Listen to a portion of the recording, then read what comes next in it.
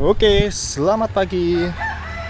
Kenapa pria lebih rentan untuk mengakhiri hidupnya? Ini bukanlah sebuah asumsiku ya. Karena kalau kamu cari di WHO, data by WHO, 7 dari 10 orang yang mengakhiri hidupnya itu adalah pria. Dan ya realitanya kayak gitu.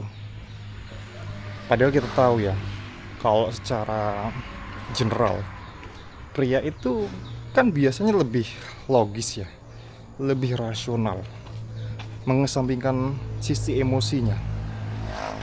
Tapi kenapa kita tahu bahwa perbuatan seperti mengakhiri hidup itu adalah suatu hal yang secara rasional itu kurang begitu menguntungkan bagi diri kita, tapi tetap dilakukan.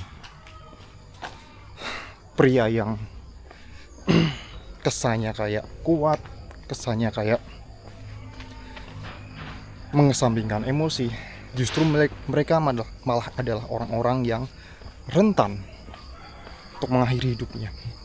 Aku pernah membahas ini juga tentang seorang pria yang kesepian di usia yang bisa dibilang di usia senja lah.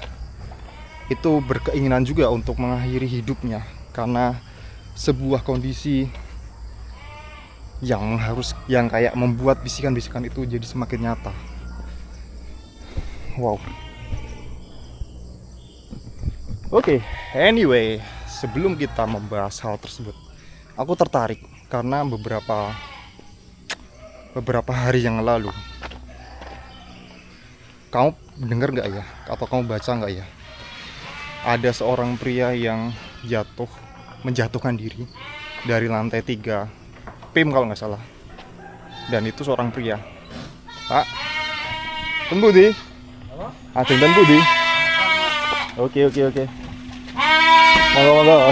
Mas. Jalan-jalan nih.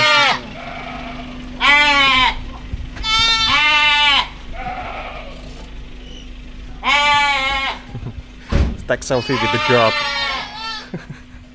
Terus, wow. Terus, belum lagi. Kemarin ada pria yang mengakhiri hidupnya. Kemana ya? Kesana. Mengakhiri hidupnya. Sana aja deh. Mengakhiri hidupnya gara-gara yang sering terjadi ya akhir-akhir ini. Karena judi online, karena kebanyakan hutang. Ya kebanyakan hutang itu triggernya atau penyebabnya dari salah satunya ya judi online tadi. Dan ya sering banget dengarnya itu malah pria yang lebih rentan mengalami itu.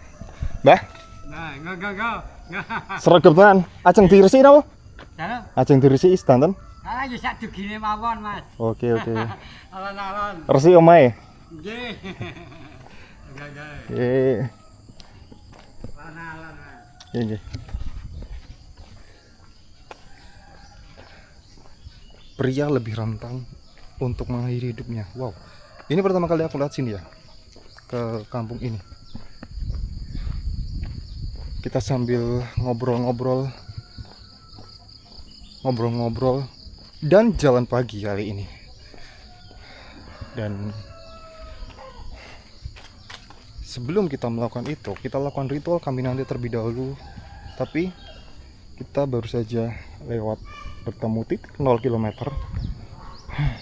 Berarti harus kesana. Titik 0 km.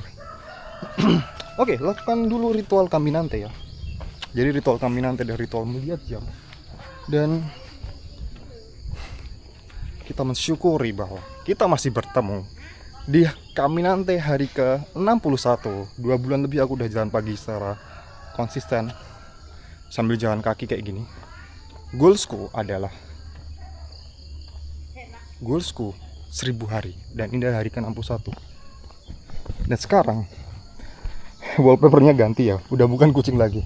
Sekarang adalah jam 6.13 hari Rabu 11 Maret 2026.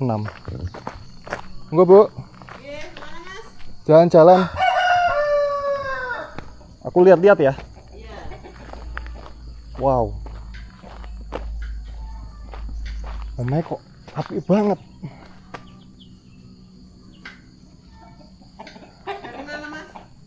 Jambu. Emang sedulur tangga. Niki biasanya kagem napa, Bu? Bangunan ini kagem napa? Kayu.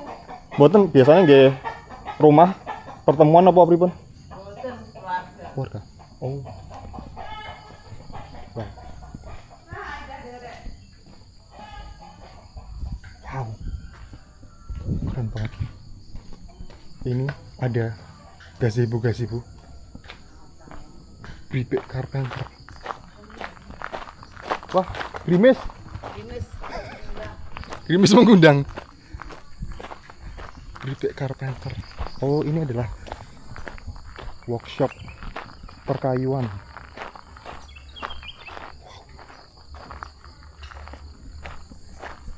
Semoga enggak, kalau lihat cuacanya sih enggak begitu ini ya. Oh, lihat.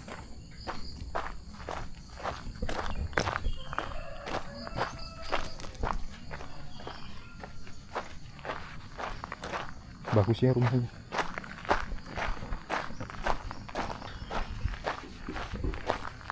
Saya, Bu. Kan buri ya? Oh iya. Moga, Bu. Oke, moga Mas. Terus tadi sampai mana ya? Oh, tadi kita baru melakukan ritual Caminante ya. Kita baru melakukan ritual Caminante dan sekarang hari Rabu. Selamat hari Rabu. Kita ngobrol-ngobrol lagi sambil jalan pagi. Teman Bruce Lee. Lagi-lagi kita ketemu teman Bruce Lee. Ada dua jalan. Which one do you want? Lewat jalan perkampungan atau lewat jalan kayak gini?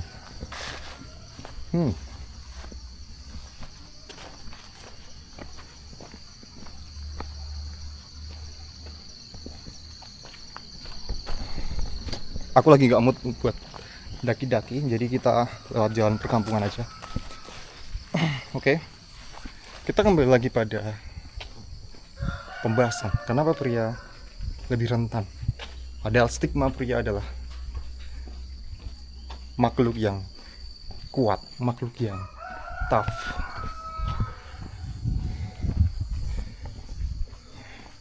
Menurutku, kenapa pria itu bisa berpikir mengakhiri hidupnya di balik semua hal yang logis terhadap dirinya? Itu karena pria kehilangan fungsinya sebagai provider. Menurutku ya, aku melihat banyak case di mana kebanyakan sebabnya karena ekonomi, karena tidak merasa menjadi pria yang baik buat keluarganya. Ya beberapa ada yang kayak putus cinta juga dan lain-lain, tapi itu lebih sedikit sih. Dan sejatinya bila seorang pria itu kehilangan fungsinya sebagai seorang provider,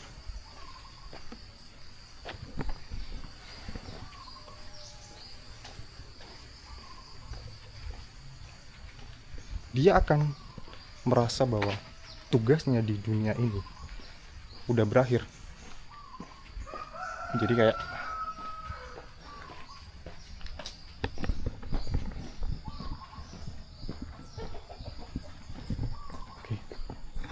Jadi kayak nggak heran kalau mereka mengakhiri hidupnya.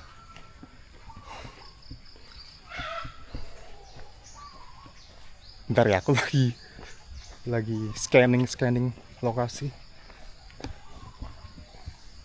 Oh, ini rumah ya. Ini rumah pojok.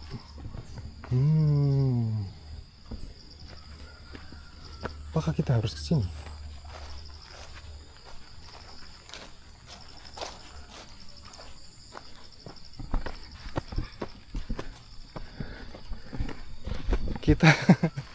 Kita ngobrol-ngobrol sambil. Wow, ternyata sini ya. Oke. I got it. Kalau kamu ngikuti perjalananku, mungkin kamu udah pernah lihat tempat ini ya, yang di belakangku itu. Ternyata ketemunya di situ.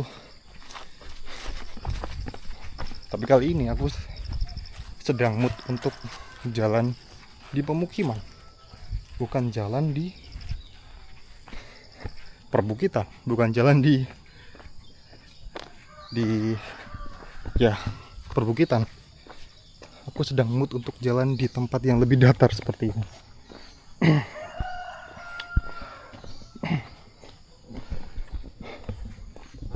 Dan yang pengen aku kayak kritisi itu tentang, mungkin kamu pernah dengar ya di media sosial sekarang, mungkin kamu pernah dengar kalimat pria tidak bercerita. Tiba-tiba pria tidak bercerita tiba-tiba langsung mengakhiri hidupnya. Nah, aku percaya bahwa kita sebagai makhluk sosial itu bisa kuat dan bisa tumbuh dengan bercerita. Cara pria bercerita itu memang tidak seperti wanita. Ya, mungkin ada beberapa orang yang bisa sepertiku kayak gini. Bisa ngomong empat mata kayak gini, seperti aku dan dirimu. Tapi lebih banyak pria yang tidak ekspresif. And I know that, karena aku dulu juga seperti itu. Dan itu sesuatu yang bisa dilatih sebenarnya. Oh lah, sini ya. Itu sesuatu yang bisa dilatih.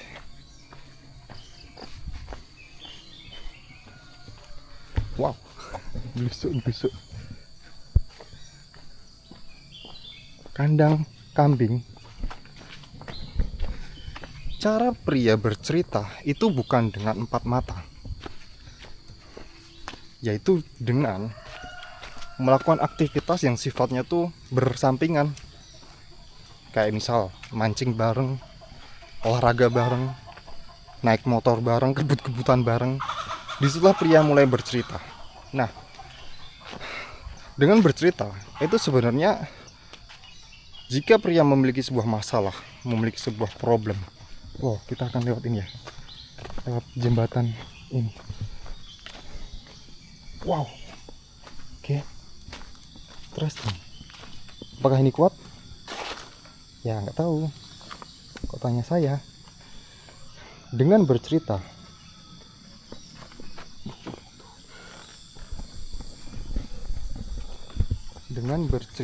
itu akan mengurangi beban. Wow, mentul guys.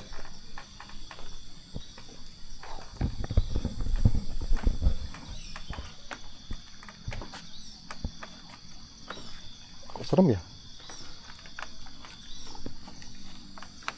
Sumpah mentul.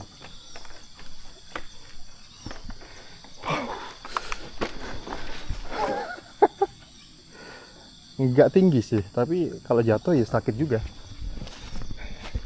Dengan bercerita itu bisa mengurangi beban dari pria. Nah, that's the power of story. Mungkin banyak orang yang kayak menyepelekan bagaimana bercerita itu mengurangi masalah, enggak menyelesaikan masalah, tapi bisa mengubah pikiran dari yang tadinya kepikiran buat kayak mengakhiri hidup. Dan kembali pada melanjutkan hidupnya, karena banyak cerita ya. Wow, kita lewati hutan karena banyak cerita orang-orang yang sudah berkeinginan untuk mengakhiri hidupnya. Tapi ketika tiba-tiba kayak di WhatsApp sama temennya, katakanlah seorang yang bernama John, dia mengidap depresi yang sangat akut, dia baru saja bercerai, dia dia tidak bisa menemui anaknya, Kemudian dia baru saja kena layoff. Terus dia berpikir untuk kayak mengakhiri hidupnya. Tapi di malam hari ketika dia udah berkeinginan untuk melakukan hal tersebut atau mengeksekusi pada dirinya, ada WhatsApp dari seorang yang bernama Alex, katakanlah seperti itu. Hey John, dimana kamu? Ayo kita ngopi. Nah, dari hal seperti itu yang tadinya mungkin udah kepikiran, jadi kayak diajak ngopi sama Alex, dia keluar dan akhirnya dia mengurungkan atau bahkan membatalkan tindakannya. Nah, banyak sekali kejadian-kejadian yang random kayak gitu, yang nggak tahu ya, bukan random ya, aku menurutku itu adalah sebuah suratan takdir yang teman Bruce Lee. Bisa di zoom gak ini? Suratan takdir bahwa ya kalau belum saatnya ya belum saatnya, ya emang belum. Itu adalah wow, apakah kita akan naik ke sana? Oke. Tadi aku mengatakan aku lagi gak mood, tapi karena aku melihat di situ ada secercah harapan dan aku merasa karena topik ini adalah topik tentang mengakhiri hidup. Dan kita melihat secercah harapan. Katakanlah ini adalah seorang pria yang bernama Nanda yang ada di di lembah terdalamnya, di tengah hutan, di tengah pepohonan, di tengah rasa stres, depresi. Tapi di situ terdapat sebuah secercah harapan. Apa yang harus dilakukan Nanda? Yaitu berjalan pelan-pelan menggapai cahaya tersebut. Let's fucking go. Ada juga cerita yang paling terkenal tentang seorang pria yang sudah melakukan bunuh diri ya. Aduh, aku mengucapkan kata itu, semoga aja nggak kena dolar kuning ya. Pria yang ingin mengakhiri hidupnya yang bernama, yang paling terkenal ya, Kevin Haines. Itu di Amerika sana ya. Itu seorang yang sudah melompat dari jembatan Golden Gate di San Francisco sana. Aku akan berikan semacam background dulu dari si Kevin Haines itu. Kevin Haines adalah seorang yang lahir pada tahun 1981. Dia diadopsi dan dia memang terlahir bipolar. Oke. Dan pada usia 19 tahun dia mengalami depresi yang sangat berat. Wow. Depresi yang sangat berat, dia merasa menjadi beban keluarganya, dia merasa karirnya gitu-gitu aja, dia merasa tidak berguna dalam hidupnya. Dia pun berpikiran untuk melompat dari jembatan Golden Gate, sebuah jembatan yang sering digunakan orang untuk mengakhiri hidupnya. Nah, ketika di perjalanan menuju Golden Gate, dia menggunakan bis. Di situ dia membatin dalam hati, andai saja ada seseorang yang tiba-tiba menyapa dirinya, menanyakan apa kabar pada dirinya, mungkin dia akan membatalkan rencananya. Tapi sampai di Golden Gate, sampai di jembatan, gak ada orang yang menyapanya. Di situ dia menceritakan bagaimana kalutnya orang yang ingin mengakhiri hidupnya. Oh, bentar lagi. Come on, let's fucking go. Jangan pergi dulu. Dan sampai di jembatan Golden Gate, dia berdiri. Dia masih ragu. Dia masih berharap ada seorang yang menanyakan kabarnya atau mengatakan are you okay, tapi tetap gak ada. Sampai tiba-tiba ada seorang wanita yang menepuk pundaknya. Di situ dia berpikir bahwa wanita ini akan mencegahnya. Tapi ternyata wanita itu meminta dirinya untuk memfotokan dirinya bersama temannya. Dia sempat kecewa di situ. Dan akhirnya setelah tidak ada yang peduli, setelah tidak ada yang menanyakan kabarnya, dia pun melompat dari jembatan Golden Gate. Sebuah jembatan dengan fatality yang tinggi. Orang lompat di situ pasti langsung gak ada. Tapi mungkin sekali lagi, karena memang belum waktunya, dia selamat setelah menjalani perawatan berbulan-bulan. Look at this. Aku dari bawah merayap sampai sini.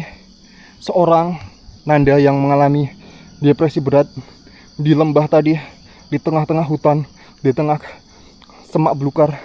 Kemudian tinggal sedikit lagi dia menemukan cahaya kehidupan. Dan akhirnya dia menemukan cahaya kehidupan. Oh alah, sini ternyata. Kita kembali lagi pada cerita si tanaman kacang milik warga. Si Kevin Hines tadi, setelah akhirnya sembuh, dia pun merasa menyesal dengan hal yang dia lakukan. Akhirnya dia pun bertekad menjadi seorang pembicara, menjadi orang yang mengedukasi tentang kesehatan mental pria. Karena dia pernah berada di situasi tersebut dan bahkan udah melakukan percobaan mengakhiri hidup. Tapi karena dia masih diberikan tugas oleh Tuhan untuk membantu orang-orang yang bernasib sama dengan dirinya, dia selamat. Dan ada satu ucapan ketika dia berbicara depan banyak orang yang tentang mental health setelah dia selamat. Andai saja, satu kalimatnya yang paling terkenal, andai saja ada satu orang yang menanyakan kabarnya ketika dia berdiri di jembatan Golden Gate, dia pasti tidak akan melompat. Itulah the power of story, atau kekuatan bercerita yang mungkin selama ini kita selalu mengglorifikasi kalau pria tidak bercerita. Percayalah bahwa semua manusia itu butuh bersosial dengan orang lain, butuh berbicara dengan orang lain. Tapi memang cara pria bercerita itu beda. Tidak serta-merta kayak cewek yang aku sedang ada masalah nih, terus curhat depan mata. No, aku tahu bahwa pria itu nggak bisa kayak gitu. Tapi kalau misalnya sesimpel kayak cerita Alec tadi, Alec dengan John, ayo ngopi yuk.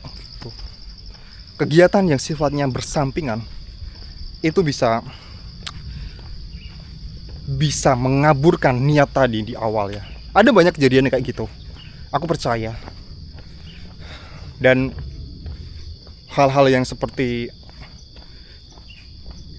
bisa dibilang kayak toxic masculinity yang mengatakan bahwa pria itu harus kuat, pria itu tidak bercerita, itu yang salah satu penyebab terbesar kenapa pria itu rentan mengakhiri hidupnya. Apalagi ketika pria udah berkeluarga, sudah punya istri, sudah punya anak, dan dia tidak bisa menjadi provider yang baik, tidak bisa menjadi orang yang diandalkan. Karena fitrahnya memang pria itu sebagai provider, dia harus diandalkan. Tapi bukan berarti kemudian pria itu harus bisa diandalkan sepanjang hidup. ada kalanya pria itu ngedown, and that's fine. Pahami bahwa wah, hujan, gerimis. Pahami bahwa pria juga memiliki sisi emosi. Tidak hanya mengedepankan logika saja. Nah, aku melihat ya, fenomena pria mengakhiri hidupnya itu semakin banyak di era modern seperti sekarang ini. Karena ya tadi, pria kehilangan tempat untuk bercerita, kayak pria kehilangan sukunya. Orang lebih sekarang cenderung soliter, sendiri. Pulang kerja, pulang sendiri, gak ada teman bercerita. Dan kondisi kayak gini rentan. Kondisi diserba konektivitas, di mana internet harusnya menyatukan, tapi justru di zaman modern ini pria lebih rentan gitu ya. Tapi bukan berarti ya kayak zaman dulu sebelum ada internet, pria itu tidak terpikir untuk mengakhiri hidup. Sejak zaman dulu, budaya pria mengakhiri hidup itu memang udah ada. Tapi aku melihatnya tuh dulu tuh gini. Kalau sekarang pria itu kehilangan sukunya, kehilangan tribe-nya. Ya kita zaman modern kayak gini kayaknya jadi serba individualistis kan. Nah, kalau argumenku tadi mengatakan karena kehilangan tribe, berarti orang-orang zaman dulu yang kayak mengumpul punya rekanan sukunya itu nggak mengakhiri hidup dong. Nggak juga. Memang secara angka memang lebih rendah ya. Tapi kayak orang-orang zaman dulu itu mengakhiri hidup bukan karena kesepian, bukan karena kehilangan sukunya, tapi mereka mengakhiri hidup untuk menjaga marwah dari sukunya. Maksudnya apa? Mungkin kamu udah pernah dengar budaya dari Jepang yang bernama apa sih, aku lupa namanya. Pokoknya tuh kayak samurai itu mereka rela mengakhiri hidupnya. Di Jepang kayaknya masih ada budaya kayak gitu. Mengakhiri hidupnya karena dia gagal dalam menjaga kehormatan sukunya atau tribe-nya. Dari misal katakanlah seorang samurai, itu kan dia memiliki sebuah identitas samurai, kesamuraiannya. Dan ketika dia gagal dalam menjalankan sebuah misi, dia memilih untuk mengakhiri hidupnya. Dan mereka itu melakukan itu dengan kayak apa ya? Bukan dengan kondisi yang sedih seperti sekarang ya. Kondisi yang putus asa seperti sekarang. Tapi mereka melakukan itu dengan sangat intensian. Halo. Kok belum berangkat? Jam berapa ini? Kenapa? Ditutulin bebek. Oh, ditutulin temennya. Jago. Waduh. Dia bebek situ. Punya situ. Ya, masuk sendiri. Oh, masuk ke situ. Masuk ke ini. Terus dikeroyok. Oh. Ya, nggak dikeroyok semua kok, cuman ayam jago yang satu itu. Oh, cuman sama satu jago ya? Ya, Berantem ya? Terus teriak-teriak, aku dengar, terus aku lihat ke kanan. Ini barusan matinya? Hah? Barusan? Iya, enggak tuh. Oh, dari tadi. Oh. Oke. Oke. Bye guys. Oke. Semoga gambar hewan meninggal tadi nggak kena dolar kuning ya. Nah, itu bedanya orang-orang yang mengakhiri hidupnya di zaman dulu dengan zaman sekarang ya. Ini kayaknya topik yang sangat menarik ya untuk dibahas lagi. Mungkin aku next akan di Kaminante hari ke-62 aku akan membahas itu lagi tentang ya, tadi banyak sekali distraksi yang membuatku tidak fokus untuk membahas ini. Tapi kita kembali lagi besok. Kita udah sampai di jalan. See you tomorrow.